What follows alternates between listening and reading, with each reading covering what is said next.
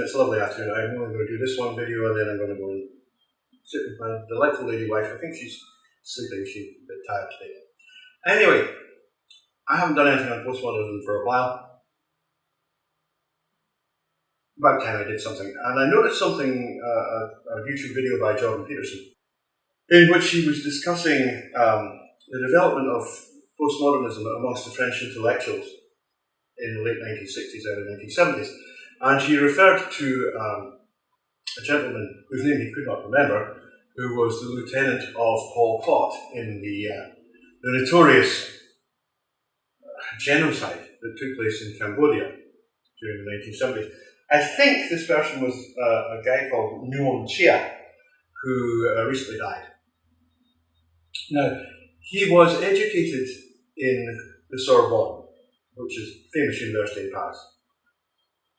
And Dr. Peterson was suggesting that it was this education he had certainly provoked him to have some of the ideas that he did, in that he believed that the cities, this belief was common to Pol Pot, brother number one, Nguyen Chia was brother number two,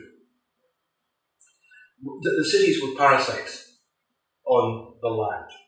And the cities, essentially, the urban intelligentsia and the urban population had to be got rid of. And that's what the Killing Fields is really all about. Plus, any rural population that happened to disagree with you, of course, because these were communists. He was principally talking about Jacques Derrida. Now, the first thing to understand about Jacques Derrida is that he was born in Algeria, which was a part of the French Empire. And Derrida went through the period of decolonization in Algeria, and during that period he came to really hate the French state. And it would have to be said that the French decolonization was not always particularly pretty. It was often characterized by serious brutality. And Derrida was affected by that, which is understandable. However, there's more to it than that. Now, Jordan Peterson, as I've just said, doesn't seem to really understand the French, probably because he never lived there. Although he's Canadian, there is a French kind of element of Frenchness in Canada.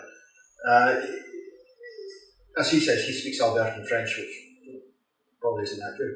Anyway, I lived in France for a long time, and I can tell you that most Westerners do not understand the French intelligentsia at all. They just don't get it. To give one example, it's often said that a French engineer, on being shown a working model, a little engine that's working away there, he'll look at it and say, well, I can see that works, but is the theory sound?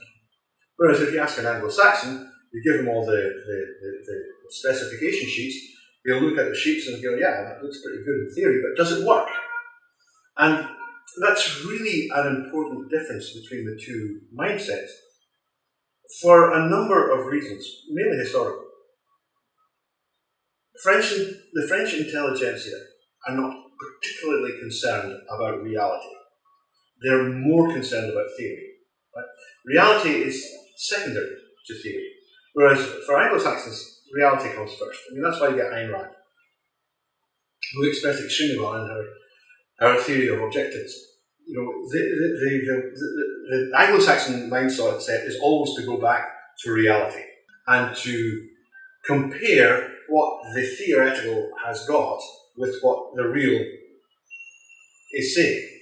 Unfortunately, the French mindset would rather that the real wasn't there to constrain its fantastical pyramids of thought.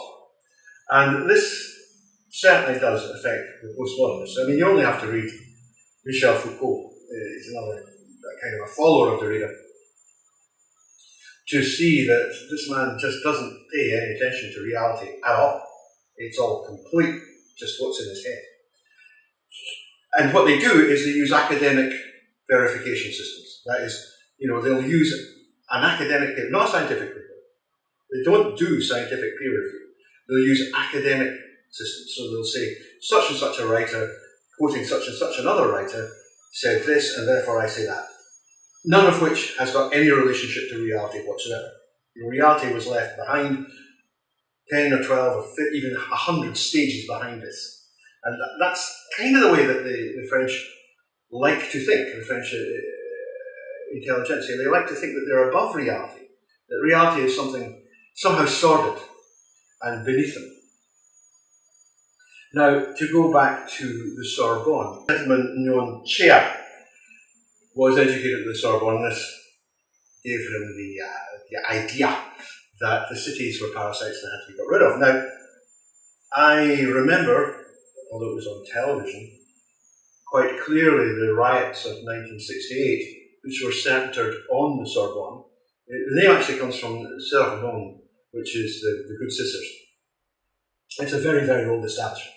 Originally a religious establishment, now it's a university, and it has a reputation for being extremely radicalised and very, very left-wing.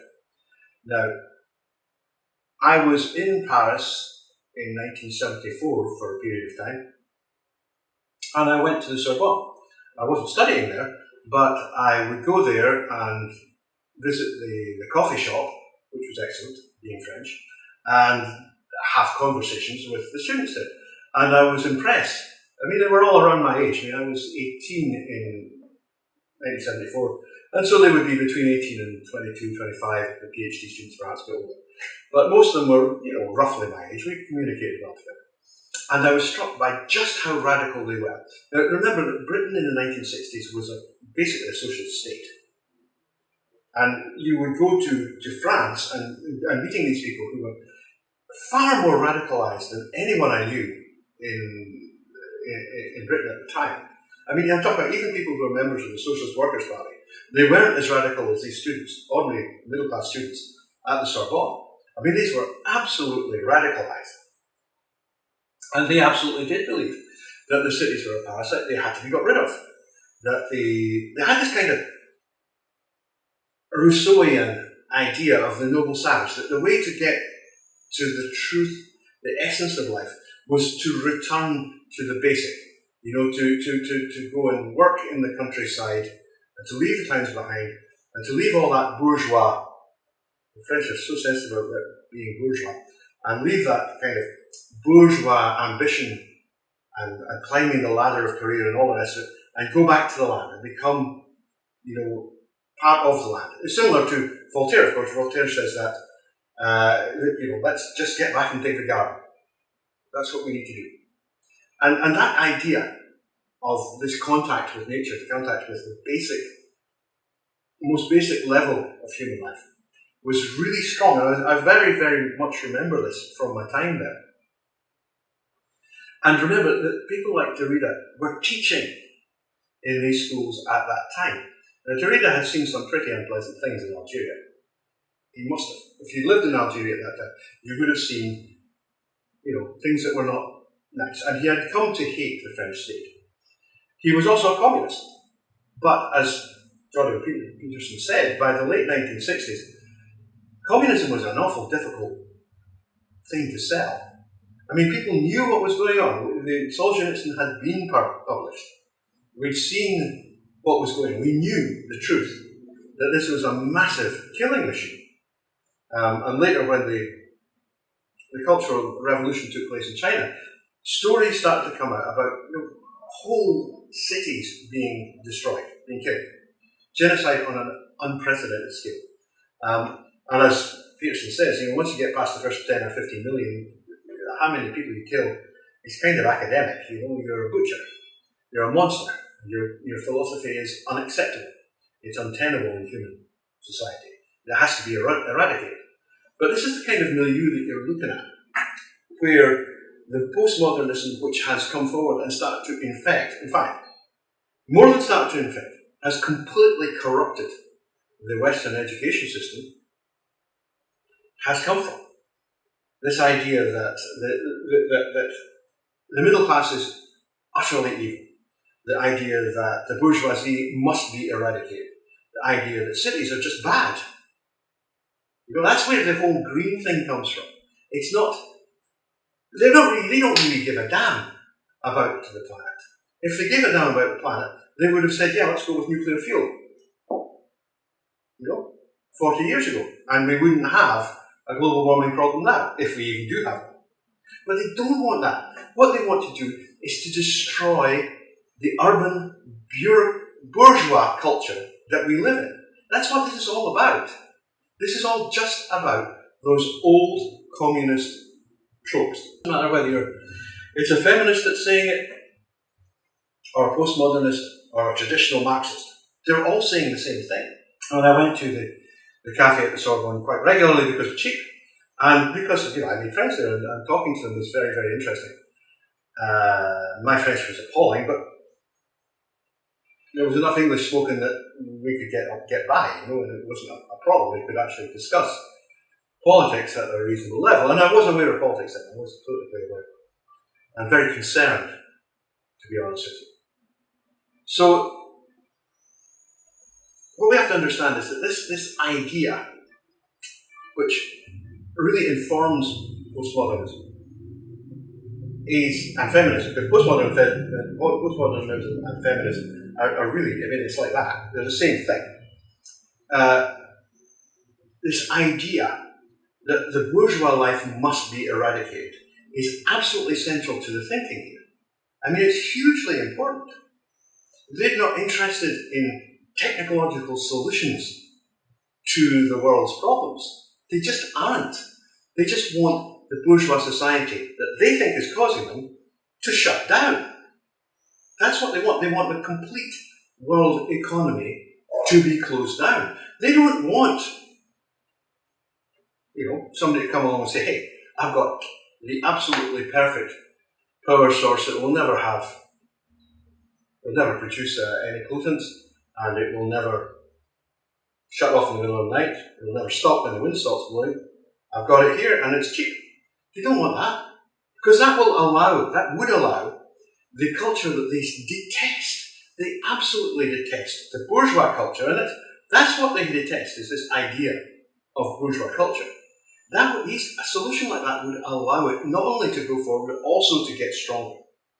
Right? And that's what the whole of the left, whether it's the greenists, or the postmodernists, or the traditional communists, or the feminists, they're all absolutely angling for the same thing, and that is the destruction of the culture that we have built. They don't want it to go on existing. They want it to stop happening. And the reason comes from this intense self-loathing that they feel. Now that's where people like Derrida really become important. Derrida loathed himself because he's French. And he saw what the French did in Algeria, and he hated it. So he hated himself as a Frenchman, therefore hated the French state and the notion of being French, and therefore he hated everything that humans did. And that's where postmodernism comes from. It's this idea that you cannot improve human society. Human society is essentially wrong, not just corrupt, but essentially wrong. And they developed this way of thinking which allowed them to replace traditional Marxism, Derrida was a Marxist, with this intellectual system of postmodernism. But if you look at postmodernism, you'll find that it's basically the same thing. There's not really, you can't put a piece of paper between, the idea of the noble savage, the idea of utopianism, the idea of Marxism, the ideas of postmodernism. They're all basically the same thing. And as you may remember, I've said this before, the first area that was completely destroyed by postmodernism was the arts, was art, right? Art was put under attack by postmodernism in the 1920s by a man, a very nasty piece of work, called Marcel Duchamp, who was a fraud. He was a con man. He was a cynic. He was just like Derrida. He hated himself. He hated France. He hated the bourgeoisie. He put a urinal, a thing to pee into, from a public urinal, into a major exhibition and called it Fountain #1, I think it was, just Fountain maybe. And that was the measure of his contempt, not only for his audience, but also the society around him. He hated them. He said, this is what you think is art. Because I know you're going to swallow it, you know. And he was right. Like bloody fish. And then actually in 1961, I think it was early 60s, he was commissioned to make 10 replicas of this urinal, of the fountain. And I've seen one of them. I've seen both the original and this one. It's not the same. He didn't make any replicas. He went down to home base and bought 10 new ones. And then pocketed the millions that he got for doing it. And that's the level of the cynicism. The complete... It's not... It's worse than cynicism. It's the total nihilism that is central to postmodernist thinking. That humans don't matter. The world would be better off without them. Right? Now, as I say, art was the first thing to be corrupted by postmodernism, such that by 1990, it was totally destroyed. And Camille Paglia, in her book, Sexual Personae, it's well worth a read. You can thank me later, Camille. She says, well, I think now that cinema has taken over from the gallery arts, painting, sculpture, because they're so corrupted, they're debunked, they have no connection left with people. Because, of course, artists are being trained that, who the hell cares what people think? Doesn't matter. People don't matter. So whether they like your art or not, that doesn't matter. It doesn't matter a damn. Come forward, whatever that is, 25 years from the publication of Sexual Personae, and now we find that Hollywood is totally corrupt in the same way. Hollywood hasn't made a good movie since 2015. They're all postmodernist, feminist propaganda. That's all they are. So, what has happened is that this French attitude, it started in France. The Germans had a hand in this, but essentially it comes from France. And the French self-loathing. Because remember, all French intellectuals are bourgeois, and they all hate the bourgeoisie. So they all hate themselves. And this idea of self-loathing has been percolating into Anglo-Saxon culture for many, many years. And it's totally toxic. These two things are not mutually compatible. We need to grub it out. If we want the kind of strong culture for the West that I think we all do want, which is fair, reasonable, democratic and decent, and believes in taking care of people, then we have to get rid of postmodernism. We have to absolutely remove it. And that will mean basically sacking huge numbers of teachers, because that's where they've gone, that's what they're doing, that's what they've done. They've infested the academy. The whole of humanities today is totally corrupt. But it was starting when I did my undergraduate degree in the early 80s. I was one of these funny ones. I went to college later because my mother was a single mum. My dad died early. And so I didn't want to burden her with any financial load, so I waited a while. And so I was much older than most of the students around me. And I was horrified by what the tutors were doing, the lecturers, professors, you might call them. They're not really professors, that's got a capital P. They were using the most sophisticated, appalling mind control techniques to break down people and to make sure that they ended up thinking exactly as the professors thought. And I thought that was appalling, and I used to speak up at them, and they didn't like me for that. But I later did my master's, many years later did my master's, because I was in practice for decades. I was horrified to find that this had become, which had started in that period of the early 80s, was now the normal approach within education. This postmodernist idea that all of your ideas must be got rid of completely, and you must accept these nonsenses, these absolute nonsenses of narratives, that nothing is really real. There's nothing a postmodernist hates more than reality. It's like I was telling you, between the idea of the French engineer and the Anglo-Saxon engineer of biology. They hate it. They absolutely hate it.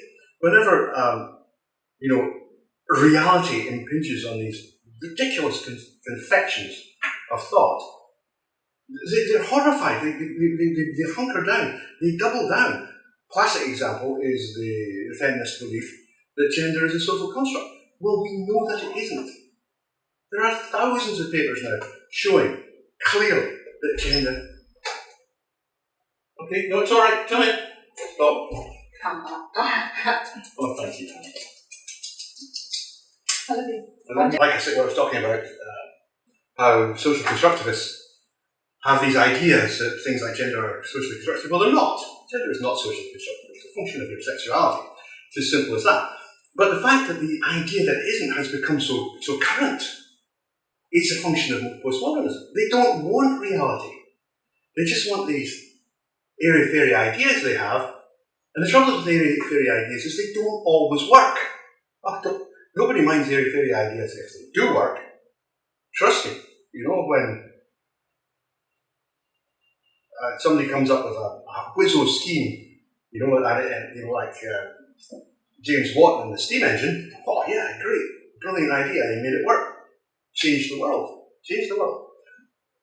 The trouble is, ideas like that don't always work. You have to go and test them. And that's the whole point about postmodernism. It doesn't want to have any testing. It hates it. It absolutely hates it. And when you look at what's happened in the academy, especially in the humanities, they refuse any kind of reality test. Reality checking is just not allowed. Because, you know, in the postmodernist mindset, reality doesn't matter. Only thought matters. Only narrative matters, right? There's no reality, there's no history. There's just narrative. Now, that's a ridiculous position to take. It's not. There is truth. There is such a thing as reality. Use poor Jordan as a kick-off point here. Is that I don't think he really understands just how much the French totally, utterly detest Anglo-Saxons. Not most French. Most French people are fine with us. You know? They get fine. But the intellectuals detest us. They hate us. They hate the fact that the Americans got to the moon first, because why wasn't it a French guy? You know, they absolutely hate us. And the more that Western technology succeeds and the castles in the air of French thought fail, the more angry they get. And they've infected the whole academy in the West with this mindset that, you know, you can't have reality. You're not allowed to let reality impinge on your confections of thought. The confections of thought have to win, even when they're manifestly wrong. And that's what you're seeing now. That is exactly what you're seeing in education today. And it's appalling. We are going to have to do some serious grubbing out. We need a second McCarthy era. Sorry, a third one maybe. We need people to go around these universities and colleges and say, right, the people who are teaching this stuff need to go. That's it. You're out. You're finished. You're not going to corrupt young minds any longer. Get rid of them. You know, just like Neil Kinnock, if you're an American, you might not know this, but the Labour Party in the UK today has a big problem with a thing called Momentum, which is an extreme hard left movement, which is not actually it's a subset of the Labour Party, and it has moved a lot of members in, and it's starting to be the tail that wags the dog. And they had exactly the same thing in the 1980s with a movement called militant tendency, and in the end, the politician called Neil Kinnock actually simply had to fire them. They had to say, we're closing off your membership, you can no longer be part of our party. And I think that, unfortunately, well, maybe not unfortunately, but I think that in all honesty, we're going to be left in the West with no choice but to take these people who are teaching this stuff and corrupting the minds of our youth and say, no longer, you will not do this anymore, you are fired. And I think Jordan, you know, huge respect to Jordan Peterson. I love the way he thinks, and I love the way he uses, you know, Jungian and Freudian inferences to draw, you know, parallels with metaphor into his understanding of human life. I love all that, but I think in this case he needs to maybe understand just how deeply corrupt the French intelligentsia is. Intellectually, it really is intellectually corrupt. Corrupted by nihilism, corrupted by cynicism, corrupted by end of empire, which they have never recovered from. You know, Britain has done a far better job of recovering from end of empire than the French ever did. The French, no, they have not done this well. And you know, I've lived there for a long time. I can tell you, they did not do it well. It's still a major problem. in France, and it isn't getting better, you know. And so they hate the West, they hate the Anglo-Saxon West. Simple as that. So I think that Jordan Peterson needs to understand that when French ideas start to overtake the Western academy, it's a problem. And it wasn't just the Sorbonne in 68. The Sorbonne in 68 was very interesting and definitely a focus for these ideas. But the ideas themselves are far more generalized. I mean, actually, there's still people out there in France in the 90s who were living that rural idyll life. You know, they had a bath in 6 weeks because they didn't have water in their houses, and you know, lots of other things. And they all come from that background too. The idea of that modern life itself is a sin. And I think that's possibly the best way of stating this, is that their idea is, it's almost a religion. You know, actually, postmodernism is a faith. It has no evidentiary background at all. None of the Marxist ideas do. They're all just faith. And it's the bourgeois life, what they call the bourgeois life, the modern world, where people have the things they want, and they're comfortable, and they have decent education, and they have decent lives. These things, to a postmodernist, are sinful. They're actually sins. And the people who commit them have to be eradicated, burned in hell. And that's what gave you Pol Pot. That's what gave you the killing fields. That was where this guy, Noam Chomsky, was able to actually put into action, directly put into action, the ideas that he'd learned at the Sorbonne in the late 60s, early 70s, at the feet of teachers like Derrida and his colleagues. And that's why postmodernism is really, really dangerous. And it's why we have to completely eradicate it.